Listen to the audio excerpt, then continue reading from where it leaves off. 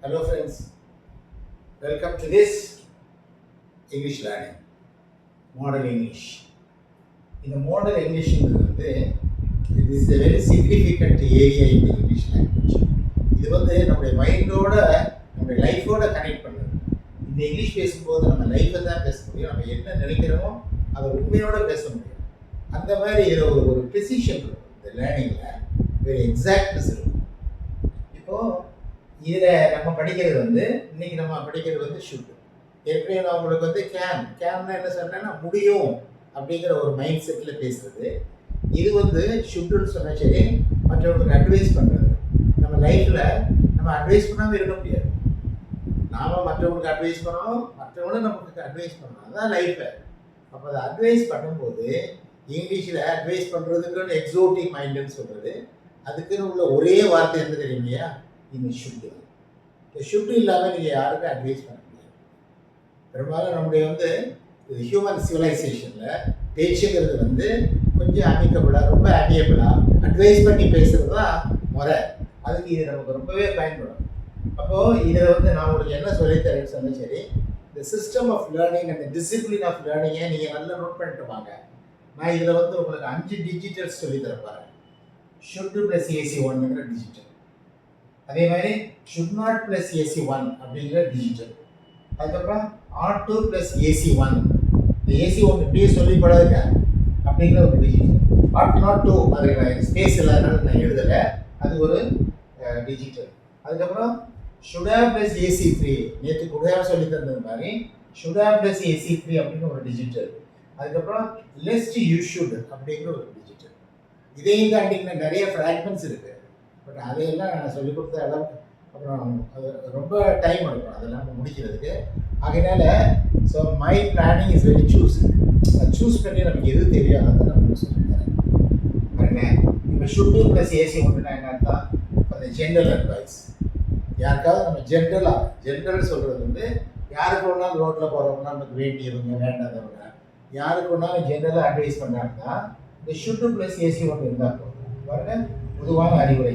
இப்போ you should take this medicine, ஒருத்தருக்கு advice பண்ணுறோம், நீங்கள் இந்த மெடிசனை சாப்பிட்றது நல்லது. இந்த அட்வைஸ் பண்ணுறதுன்னு தமிழில் ஸ்பெசிஃபிக்காக வார்த்தை இல்லை, அதுக்கு பல வார்த்தைகளை நம்ம யூஸ் பண்ணுறோம். பட் இங்கிலீஷில் அந்த மைண்ட் இருக்குது, அட்வைஸ் அப்படிங்கிற ஒரு மைண்டில் நீங்கள் இந்த மைண்ட். இதே மாதிரி நீங்கள் என்ன செய்யணும்னா ஒவ்வொன்றுக்கும் ஒரு 3-4 வாக்கியத்தை நீங்களே ஸ்பெண்ட் பண்ணுங்க. யூ ஷுட் ஸ்டடி மாதிரி ஒரு பையன். இப்போ நம்ம ஒரு கவர்மெண்ட் லெவலில் இருக்கக்கூடிய மற்றவங்களுக்கு கூட நம்ம சொல்லலாம், யூ என்ன சொல்கிறது, so you should behave well, you should be honest. யாருக்கு வேணாலும் நம்ம என்ன செய்யலாம், ஈவன் டாப் லெவலில் இருக்கக்கூடிய நம்ம லீடர்ஸுக்கு கூட நம்ம என்ன பண்ணலாம்னா as a citizen we are supposed to advise ஆகினால. அப்போ ஷுட் ப்ளஸ் AC1. அதுக்கடுத்து ஷுட் நாட் ப்ளஸ் AC1. இதெல்லாம் ஜென்ரல் அட்வைஸாக, நீ அதை செய்யக்கூடாது. அப்போ you should not waste your time, but you should not என்ன சொல்கிறது, you should not steal others money. அதே மாதிரி you should not go earlier for sleeping. அதே மாதிரி you should not play all the times. இப்படி ஷுட் நாட்னு சொல்லி என்ன வேணாலும் பேசிட்டு இருக்கலாம். என்னோட சேர்ந்து நீங்களும் உங்களுடைய சென்டென்ஸ் நீங்கள் ஃப்ரேம் பண்ணி பாருங்க. அதை இது முடிச்ச உடனே நீங்களே அந்த லைனில் அந்த சென்டென்ஸை ஃப்ரேம் பண்ணுங்க. பாருங்க, you should not waste time, நீ வேஸ்ட் பண்ணக்கூடாது. அப்போ ஷுட்டு ப்ளஸ் AC1 அல்லது அடுத்தது ஷுட் நாட் ப்ளஸ் AC1. அதுக்கு அடுத்தது பாருங்களேன், R2 ப்ளஸ் AC1 அடுத்தது. இதுக்கு அட்வைஸ் தான், இதுக்கு அட்வைஸ் தான். ரெண்டுக்குள்ள வித்தியாசம் என்னன்னு சொன்னால், ஷுட்டுங்கிறது ஜென்ரல் அட்வைஸ், யாருக்கு வேணாலும் சொல்லலாம், வேண்டியவங்க வேண்டாதவங்க யார் பண்ணுறது. R2ங்கிறது என்ன அப்படின்னு சொன்ன சரி, ஒரு கடமை அட்வைஸ் பண்ணுறது. நமக்கு கடமைங்கிறது இட் இஸ் மோர் ஸ்பெசிஃபிக். இப்போ அந்த கடமையை நீங்கள் அட்வைஸ் பண்ணும்போது தான் R2 OWE நமக்கு கடமைன்னு சொல்கிறது, கடன் பெற்றிருக்கிறோம். அதுலேருந்து வந்த வார்த்தை தான் இந்த R2 ப்ளஸ் AC1. உதாரணமாக நான் என்ன கொடுத்துருக்கேன், we ought to respect others. மற்றவங்களை ரெஸ்பெக்ட் பண்ணுறதுங்கிறது நம்முடைய கடமை. அது சும்மா ஈஸியாக நம்ம எடுத்துக்கிற முடியாது. அதே மாதிரி we ought to take care of our parents. நம்முடைய பேரண்ட்ஸை அவங்கள பாதுகாக்கிறது நம்முடைய கடமை. அதே மாதிரி you ought to follow the traffic ரூல்ஸை ஃபாலோ பண்ணுறது நம்முடைய கடமை. இந்த மாதிரி எதெல்லாம் ரொம்ப எசென்ஷியலாக கடமைன்னு தோணுதோ அதுக்கு வந்து ஷுட்டுக்கு பதிலாக நம்ம என்ன செய்யணும்னா ஆட்டோன்னு தான் சொல்லணும்.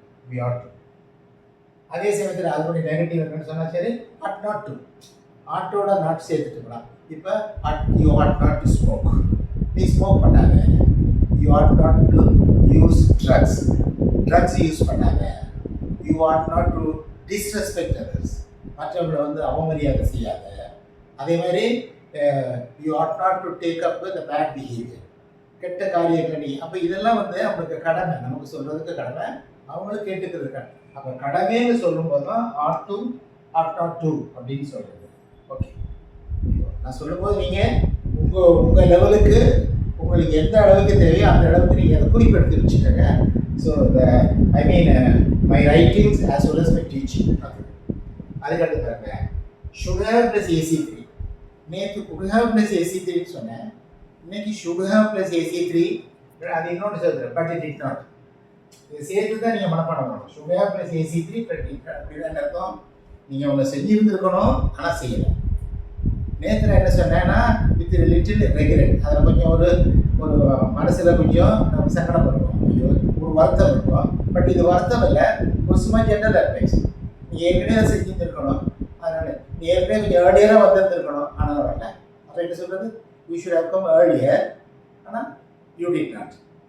ஏற்கனவே அந்த விஷயத்தை எனக்கு நீ சொல்லியிருந்துருக்கணும், ஆனால் நீ சொல்லலை. So you should have told me earlier but you did அப்படி சொல்லிடலாம். குடாமனா நான் வருத்தத்தோடு சொல்லேன் தான். இது சொன்னால் வருத்தம் இல்லை. பாருங்க, அந்த மைண்டினுடைய வைப்ரேஷன்ஸ் எப்படி இதுக்குள்ளே வருது பாருங்க, அந்த வார்த்தைகளுக்குள்ள. இது வந்து வருத்தம் இல்லை. ஏன்னா அதனால் யூ ஷுட் ஹேவ் ஓம் வேர் ஓம். நீ உன்னுடைய வாட்சை வந்து நீ இடது கையில் கட்டியிருந்துருக்கணும், வலது கையில் கட்டுற, ஆனால் நீ அதை செய்யலை. அந்த மாதிரி புரியுதா? சரி, அப்போ ஷுட் ஹேவ் ப்ளஸ் AC3. அதுக்கு அடுத்தது பார்த்தேன், லெஸ்ட் யூ ஷுட்னு அர்த்தம். அப்படின்னா என்ன அர்த்தம் தெரியும் இல்லையா? இல்லாட்டினா லெஸ்ட் யூ ஷுட்னு ஒரு வார்த்தை. இதுக்கெல்லாம் மீனிங் சொல்ல முடியாது. தமிழில் இதுக்கு அர்த்தம் சொல்லி இதை நமக்கு புரிய வைக்க முடியாது. இது எந்த மைண்டை ரெப்ரசன்ட் பண்ணி அப்படி அந்த மைண்டை சொல்லி தான் அதை புரிய வைக்க முடியும். அப்போ லெஸ்ட் யூ ஷுட்னா என்ன அர்த்தம்னா இல்லாட்டினா.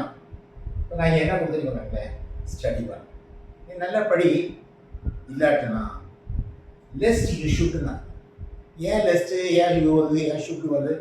அது வந்து ஒரு மாடல் ஃப்ரேஸ், அவ்வளோதான். இந்த மைண்டுக்குன்னு உள்ள இந்த டிஜிட்டல் மைண்டுக்குன்னு ஒரு மாடல் ஃப்ரேஸ். அப்போ லெஸ்ட் யூ ஷுட் ஃபெயில். நீ வந்து சரியாக படி, நீ ஒரு சென்டென்ஸ் போடணும், அப்புறம் லெஸ்ட் யூ ஷுட்னு போட்டு தான் அதை ஃபினிஷ் பண்ணணும். Lest you should fail. அதே மாதிரி என்ன செய்யணும், நீ வந்து அவரோட அட்ஜஸ்ட் பண்ணி போகணும். So you adjust with him. Lest he should not cooperate. இல்லாட்டா அவரும் உங்களோட என்ன செய்ய மாட்டார், கோஆப்ரேட் பண்ண மாட்டார்.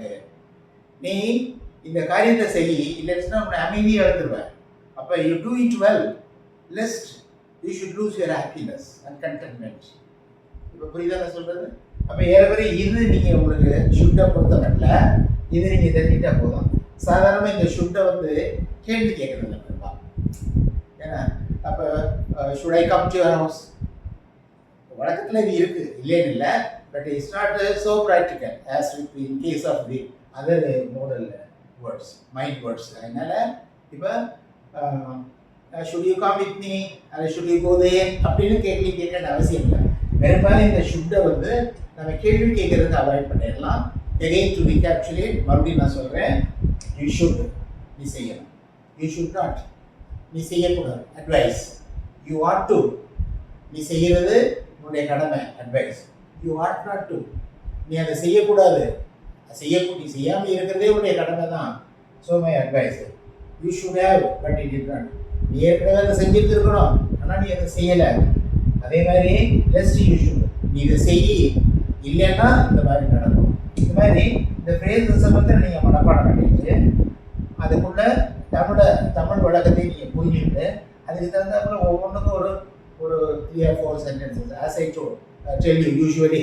So first you form a team of yourselves and you can have a discussions. You can replay பண்ணி to understand further, to understand more and more, replay பண்ணி நீங்கள் அழகாக இதை கொண்டுட்டு போகலாம். So don't lose the preciousness of this area of English language, that is model English and model digital. Next வந்து go to மஸ்ட்டுக்கு இருக்கும். அந்த மஸ்ட்டை எப்படி இதே தாண்டி நிறைய இருக்குது. அதனால் நாங்கள் உங்களுக்கு டீச் பண்ணலாம். But owing to lack of time and lack of so many other things வந்து I just confined within this area. Thank you very much.